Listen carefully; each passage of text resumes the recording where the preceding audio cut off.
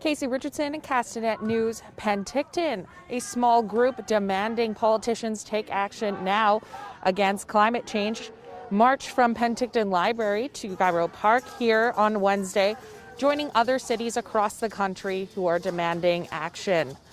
People are asking for the federal government to place a moratorium on new fossil fuels, expansions and transitions to renewable energy sources. A couple dozen people look to be here today. Take a step back and we'll listen in to what the protesters are asking.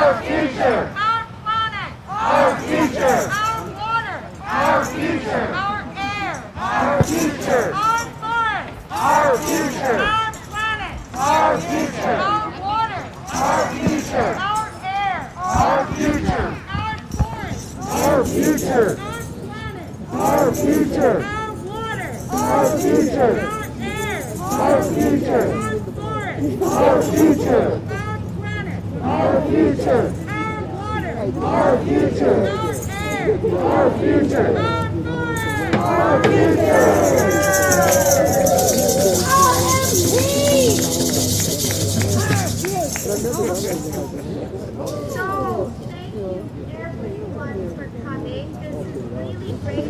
Thank you so much for staying and masking because we have a COVID crisis. I thought I might see you here.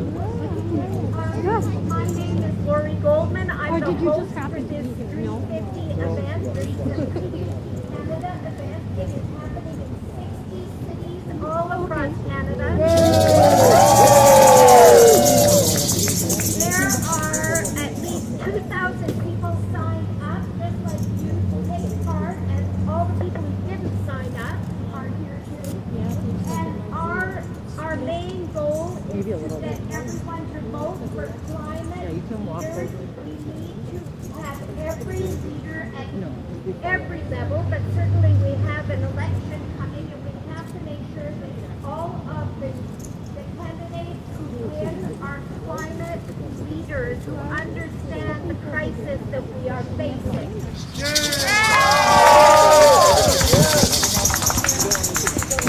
We acknowledge that we are on the unceded territories of the Syilx Okanagan people, and we understand that we have a responsibility to them and their children, the settlers, to keep this land, water, air, and biodiversity healthy.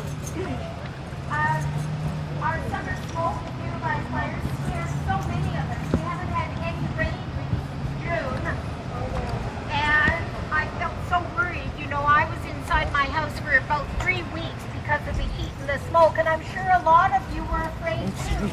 I know that a lot of kids are really concerned about this terrible summer that we've had.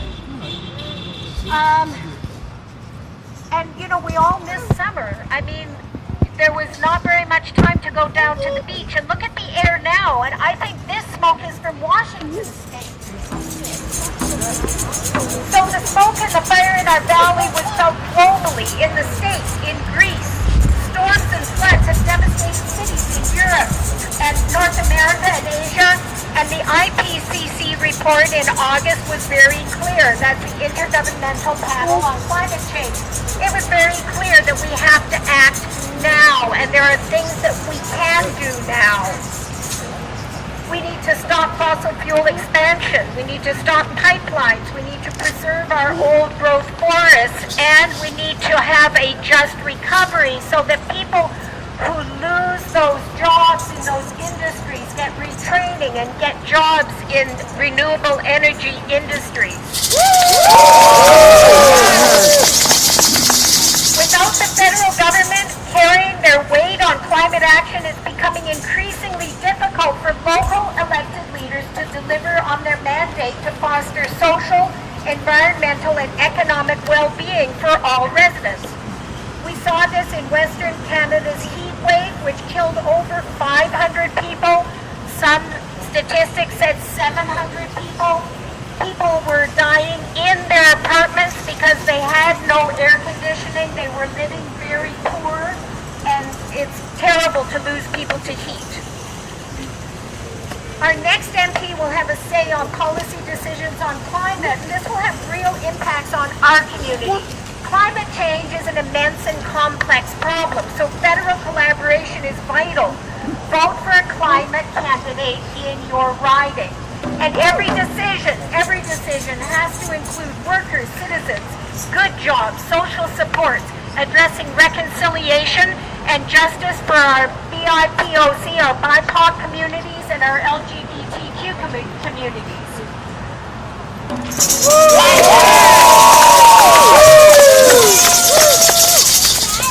And youth, speak to your elders. Speak to the older people around you and get them to talk to cities, get them to talk to MLAs and MPs about this issue so that they see the urgency and start to make policy sooner. Each level of government must act to protect our children's future. Locally, our city council is doing this. We can see they have this amazing program that they are getting going.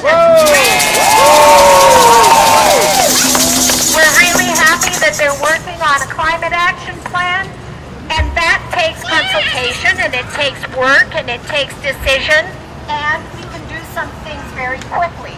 14 cities in BC have anti-idling bylaws right there on the courthouse. Right on the courthouse. It says BC is idle-free, but nobody's doing it. Only 14 cities. The province has left it up to us. So our city council can just make the Penticton idle-free. The other thing is we can start planting a lot more trees in the city, and the city can provide them. And make it so that any tree cannot be cut down without the city inspection and approval. We can get a local composting service. While we are waiting for this great big thing to start, we could be doing more individually together as a community if we had a composting service like Spa Hills Farm Compost come and pick up dumpsters of our food waste. We can direct every developer to ensure that every building has a solar roof or solar ready, and that every building has EV plug-in capability ready to go. These are only some of the ideas, but things can be done quickly without lots of consultation. Penticton is kicking off the efforts today, and we really celebrate them. You can go online, you can go to shapeyourcitypenticton.ca, look up the plan, you can read it now, you can do the survey, you can ask questions, you can give suggestions, they look at those. And, you know, right here we've got David and Joanne who are working on this plan. You can go talk to them, get their ideas, and then go to the website and put in your ideas. And lots of ways to stay involved. There's Fridays for Future Youth. September 24th, we're going to be doing a global action. That's global. In 2019, there were, 5 million people or something around the world. We had hundreds here in Penticton, so mark that date. Friday, September 24th.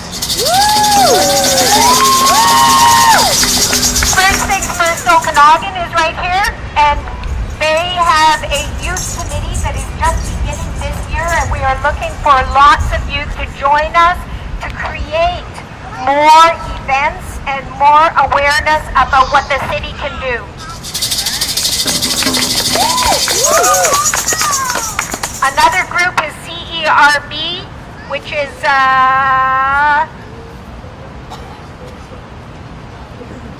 CERBC.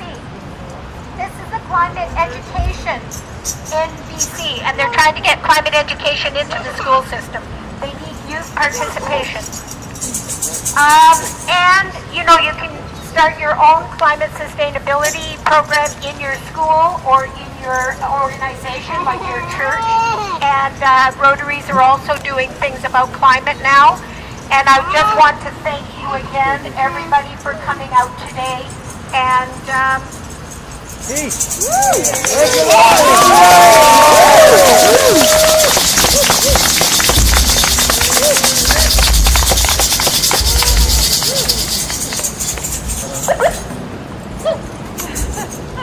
I forgot to say that we have tons of chalk and we have tons of sidewalks. And you guys can actually do a lot of good by decorating our sidewalks with climate things all around here. So it would be really great to put your ideas down all around the park and wherever. Keep the chalk with you and look around for rocks and make some rocks. Paint some rocks and wander rocks and put them around.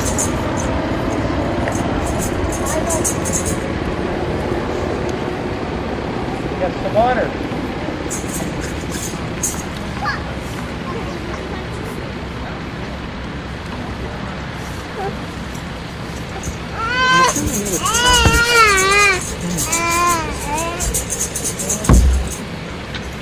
Good afternoon, everyone. I'm Mayor John Bacarasi, and I would like to thank you all for coming out to this very, very important event.